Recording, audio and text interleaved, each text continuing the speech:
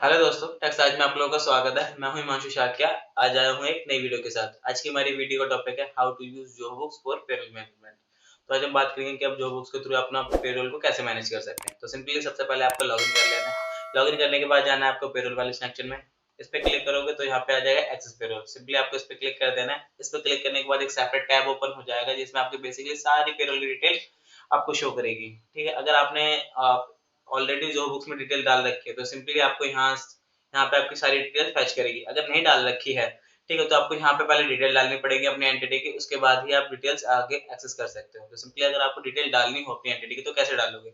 Simply जाना है आपको अपने सेटिंग्स में। ठीक है, यहाँ पे आ जाएगी ऑर्गेनाइजेशन प्रोफाइल। बेसिकली इस वाले कॉलम में आप अपने ऑर्गेनाइजेशन की डिटेल डाल सकते हो। वर्क लोकेशन के आप यहाँ से वो ऐड कर सकते हो। उसके साथ साथ डिपार्टमेंट, डेजिग्नेशन, सैलरी कंपोनेंट, ठीक है, सैलरी टेम्पलेट, ये सब भी डिटेल डाल सकते हो।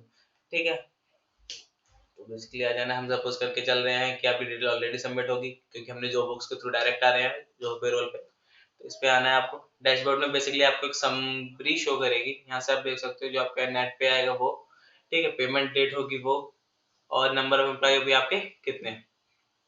ठीक है, उसके बाद बेसिकली यहाँ पे आपको आपकी जो ईपीएफ, ईएसआई और टीडीएस की डिडक्शन जो होगी वो यहाँ से शो कर जाएगी। उसके साथ साथ ही आपका नंबर ऑफ एम्प्लॉइज। अगला जो मॉड्यूल आता है वो आता है एम्प्लॉय का। ठीक है, यहाँ से बेसिकली आपको अपनी एंटिटी में जितने भी एम्प्लॉय होंगे, ठीक है, वो सारे यहाँ पे शो करेंगे। ठीक है, यहाँ से आप उनकी डिटेल्स भी देख सकते हो जैसे कि नेम हो गए उनकी, उनकी ईमेल क्या है, डिपार्टमेंट किस में है और उनका स्टेटस क्या है। ठीक है, इसके साथ साथ ही अगर आपको कोई नया एम्प्लॉय ऐड करना हो तो सिंपली आपको जाना है यहाँ पे। इस पे क्लिक करोगे, यहाँ पे ऑप्शन आ जाता है ऐड एम्प्लॉय का। ऐड एम्प्लॉय पे क्लिक करने के बाद आपने बेसिकली एम्प्लॉय की जो बेसिक डिटेल्स है वो ऐड करोगे तो उसकी लिस्ट भी यहाँ पे शो कर जाएगी। ठीक है, अगर मान लो आपको किसी एम्प्लॉय की डिटेल्स देखनी हो, ठीक है, जैसे कि यहाँ पे तो सिर्फ नेम, ईमेल आईडी और डिपार्टमेंट ही शो कर रहा है, और भी डिटेल्स की जाननी हो तो क्या करना है, सबसे पहले उस पर क्लिक कर देना है। उस पर क्लिक कर देने के बाद आपको उसकी सारी डिटेल शो करेगी यहाँ पे, जैसे कि उसका नेम क्या है, मोबाइल नंबर, मेल आईडी। ठीक है, जो जो उसकी बेसिक डिटेल्स होती है वो। उसके अलावा भी अगर उसकी सैलरी डिटेल्स चेक करनी है तो सिंपली आना सैलरी डिटेल्स में। इस पर क्लिक कर देने के बाद आप उसकी सैलरी स्ट्रक्चर होगा उसकी पूरी डिटेल यहाँ पे ओपन हो जाएगी। ठीक है, उसकी बेसिक सैलरी क्या है, कोई डिडक्शन मिलता है नहीं मिलता है वो, अलाउंसेस वो। ठीक है, ठीक, तो ये थी बेसिकली एम्प्लॉय मॉड्यूल्स के अंदर। अगला है वो पेरेंट। पेरेंट इस पेरेंट, ठीक है, ये इस मॉड्यूल के थ्रू आप डायरेक्टली पेमेंट को इनेबल कर सकते हो। इसको इनेबल करने के बाद एम्प्लॉय की जो पेमेंट होगी वो डायरेक्टली यहीं से पे हो जाएगी। ठीक है, और इसकी जनरल इसकी जो एंट्रीज होती है वो आपकी जो बुक्स में जाके रिकॉर्ड भी हो जाएगी साथ साथ। ठीक है, अगर यहाँ से आप इनेबल कर देते हो तो।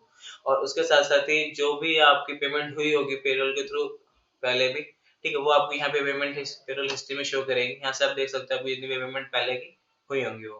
ठीक है, अगला जो मॉड्यूल आता हुआ था अप्रूवल का। ठीक है, अप्रूवल का मॉड्यूल बेसिकली कुछ चीजें ऐसी होती है जिनमें एम्प्लॉय को एम्प्लॉयर से अप्रूवल चाहिए होता है। जैसे कि कुछ एक्सपेंस अगर वो बिहाफ ऑफ एम्प्लॉयर के कर देता है, ठीक है, तो बेसिकली एम्प्लॉयर को उन पे अप्रूवल देना होता है तभी जाके उनकी पेमेंट एम्प्लॉय को होगी। ठीक है, तो बेसिकली यहाँ से आप वो सारे अप्रूवल्स भी दे सकते हो जैसे कि रिम्बर्समेंट हो गया, प्रूफ ऑफ इन्वेस्टमेंट हो गया, सैलरी रिवीजन हो गया, ये सब।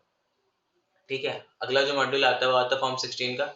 फॉर्म 16, ठीक है, यहाँ से बेसिकली आप एम्प्लॉय का, अब जितने भी एम्प्लॉय आपके एंटिटी में उनका फॉर्म 16 भी जनरेट कर सकते हो। बट उससे पहले आपको उनका पार्ट 1 को अपलोड करना पड़ेगा। पार्ट 1 को अपलोड करने के बाद ही आप जनरेट कर सकते हो। ठीक है, जनरेट करने के बाद आपको डिजिटली साइन भी कर सकते हो और डायरेक्टली फिर यहाँ से पब्लिश भी कर सकते हो। तो ये था हमारा फॉर्म 16 का मॉड्यूल। अगला मॉड्यूल आता है वो लोन्स का।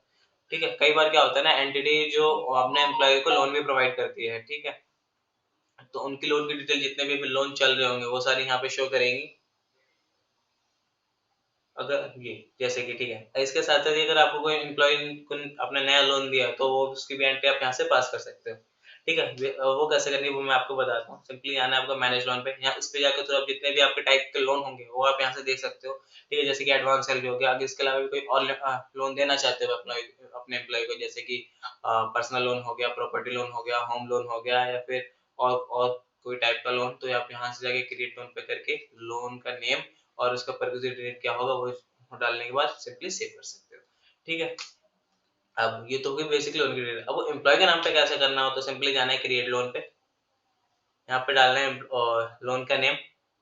ठीक है, लोन का नेम डालने के बाद यहाँ पे डालना है अपने एम्प्लॉय का नेम। यहाँ पे लोन का अमाउंट जो भी आप अमाउंट दे रहे हो अपने एम्प्लॉय को, जिस भी डेट को आप अमाउंट पे कर रहे हो एज अ लोन, ठीक है, वो डेट डालनी है यहाँ पे, डिसबर्समेंट डेट, ठीक है, और पेड थ्रू अकाउंट, आप जैसे भी पेमेंट उसकी पेमेंट पे कर रहे हो उसे, ठीक है, कैश के थ्रू, बैंक के थ्रू, जो भी आपका नेचर हो, ठीक है, यहाँ पे, ठीक है।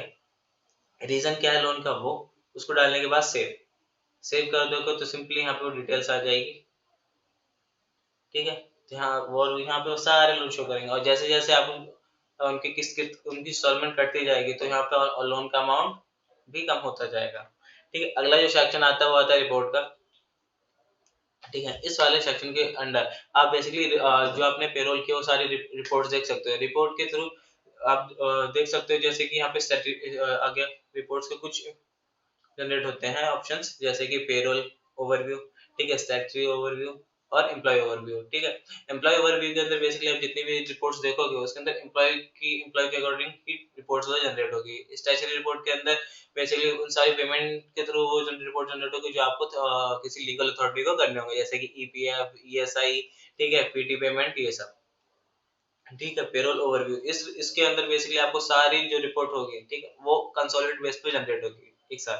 जैसे कि फॉर एग्जांपल मैं दिखा देता हूँ आपको पेरोल समरी, इस पे गए आप यहाँ से पीरियड सेलेक्ट करके जिस भी पीरियड की आपको रिपोर्ट देखनी होगी, ठीक है, रिपोर्ट ओपन हो जाएगी। अब जैसे कि बेसिस जो सैलरी है वो यहाँ पे इतना अमाउंट आ रहा है, अभी किस कौन से एम्प्लॉय का है, ठीक है, ये मेरे को पता नहीं चलेगा, तो सिंपली इसके लिए मेरे को एम्प्लॉय के थ्रू ही रिपोर्ट जनरेट करनी पड़ेगी, ठीक है। तो वो कैसे करनी है आपको जाना है रिपोर्ट्स में, एम्प्लॉय, ठीक है, यहाँ पे आपको सीटीसी के अकॉर्डिंग देखनी हो, रिम्बर्समेंट के अकॉर्डिंग देखनी हो, उसके अकॉर्डिंग, ठीक है।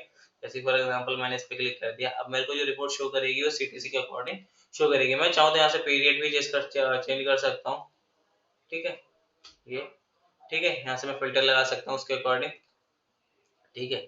सीटीसी, अब यहाँ पे एम्प्लॉय, उनकी बेसिक डिटेल और ये सीटीसी यहाँ पे शो करेगी।